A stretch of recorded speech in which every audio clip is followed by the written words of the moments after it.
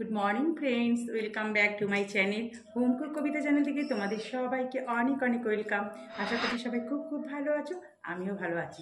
আজকে ঠিক বৃহস্পতিবারের মতো হয়ে গেল জানো। সকাল সকাল একদম স্নানটা সেরিলাম, তোমাদের দাদাভাইকে করে দিয়েছি, অফিস চলে গেছে। মেয়ে আজকে কলেজ যাবে না, মেয়ের শরীরটা খুব খারাপ। আমি বললাম তাহলে আমি এক কাজ করি, স্নানটা করে, যেহেতু আজকে চতুর্দশী আছে, হ্যাঁ আনলাম তাহলে আজকেও নিরামিষই খাবো। মানে কালকে তো যেহেতু সারাদিনই ওই সাবু মিষ্টি তোমাদের তো বললাম ওইসব খেয়েছিলাম, তো আজকে নিরামিষই খাবো। ওই জন্য আর সকাল যেহেতু আছে চতুর্দশীটা, ওই জন্য ভাবলাম সকাল সকাল স্নানটা করে তাহলে পুজোটা দিয়ে আসি, সেটা বেশি ভালো হবে। তারপরে রান্নাবান্না তো আছেই। এই যে চুল টুল একদম পুরো ভেজা, আমি তো স্নান করতে গেলে আমার সব চুল ভেজে যায়। দেখো আজকেও পুজো দিলাম, এই যে ছোটো বেল দিয়ে, বাতাসা বেল, সমস্ত বেলপাতা সব দিয়ে গাছ থেকে অনেক কষ্ট করে পারলাম। সমস্ত একটা দুটো ছোটো ছোটো নীলকণ্ঠ ফুটেছে আজকে। গঙ্গার জল, সিদ্ধি, মধু সব দিলাম আজকে। পুজোটা সত্যি হয়ে গেল, এত ভালো লাগছে।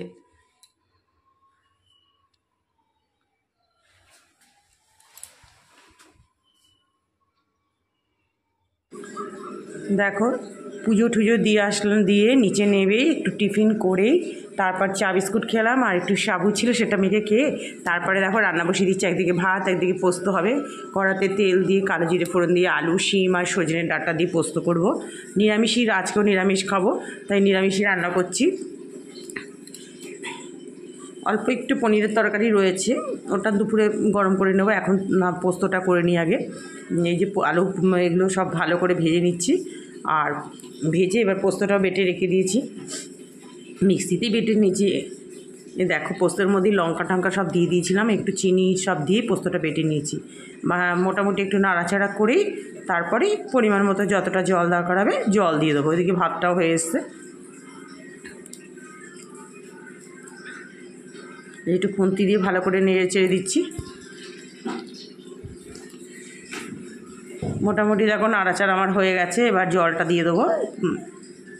পোস্ত দেওয়া জলটাই দিয়ে দিলাম, কারণ মিক্সির ভিতরে তো অনেকটাই লেগে থাকে, জল দিয়ে ধুয়েই দিতে হয়।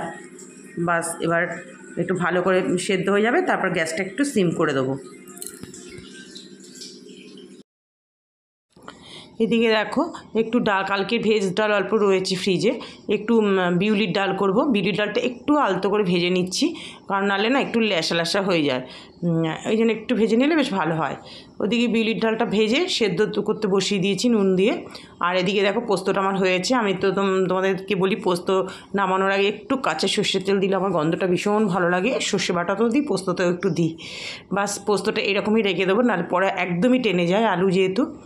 আর ডালটা সেদ্ধ হতে দিয়েছি, কড়াতেই আমার সেদ্ধ হয়ে যাবে বিউলির ডাল, প্রেশারের দরকার হবে না। এবার একটু কী বলো তো, শিম ছেচকি মতো করবো। বেশ অনেকগুলো শিমগুলো ছিল, আমি বললাম নষ্ট করে লাভ কি, তাহলে করেই নিই। আর ভালোও লাগে এটা বেশ গরম ভাতের সাথে খেতে। কালো জিরে ফোড়ন দিয়ে নুন হলুদ একটা ছোট্ট লঙ্কা দিয়ে দিয়েছি, আর একটা চিনির দানা দিয়ে দিয়েছি, বাস কিছুই না। গ্যাসটা সিম করে ঢাকা দিয়ে দেবো। বারবার একটু খুলে খুলে মাঝে মাঝে একটু নাড়াচাড়া করলেই হয়ে যাবে। দেখো হয়েও গেছে। এবার এদিকে ডালটা সেদ্ধ হয়ে গেছে, ডালটা ফোড়ন দিয়ে দিলাম। এদিকে ডালটা সেদ্ধ করে নামিয়ে ওই বাটিটার মধ্যে হলুদ আর একটু জিরের গুঁড়ো দিয়ে রেখেছিলাম। আর এই যে তারপরে মৌরি বেটে একটু মৌরি গুঁড়ো করে দিয়ে দিয়েছিলাম, আর ফোড়নের শুকনো লঙ্কা আর জিরে ফোড়ন দিয়েছিলাম, সাদা জিরে, আর মৌরিটা বেশ গুঁড়ো করে দিয়ে দিয়েছি। খুব সুন্দর একটা স্মেল বেরিয়ে গেছে, সারা ঘরেই গন্ধটা বেশ বেরিয়ে গেছে, চিমনি চলছে তাতেও।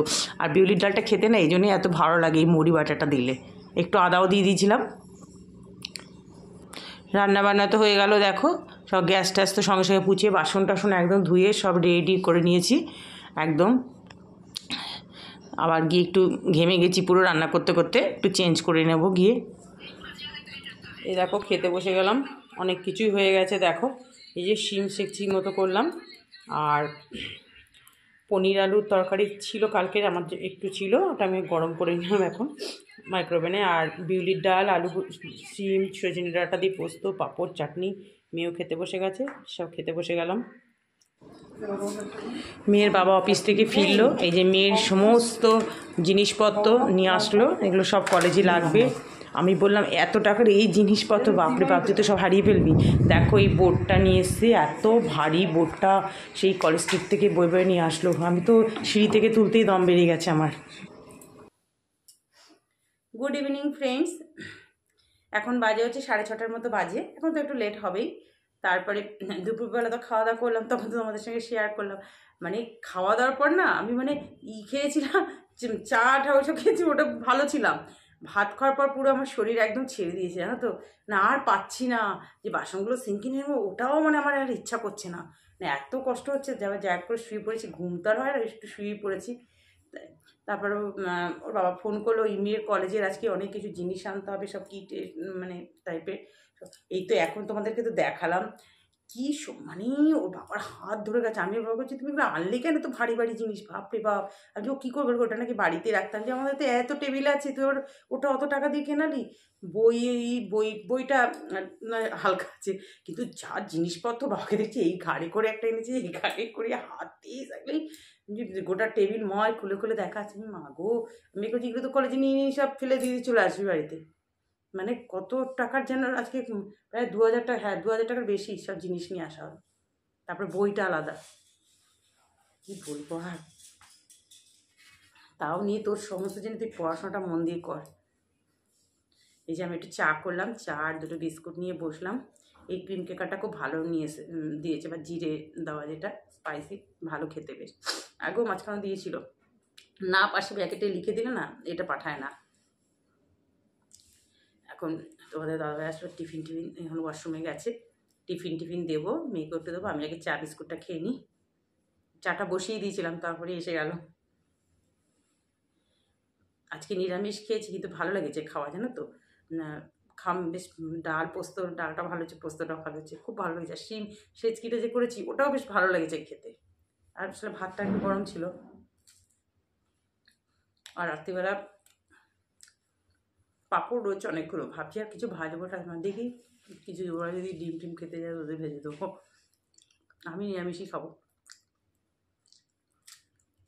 আজকে নিরামিষ খেয়েছি মানে, যেহেতু এই যে চতুর্দশীটাতে 6টার সময় মনে ছেড়ে গেছে, ওই জন্যই। দেখ যখন খাইনি আর ডিম টিম কেনই বা খাবো, সব রান্না তো রয়েছেই। তাহলে এখন চা খাই, আবার তোমাদের সঙ্গে পরে কথা হবে।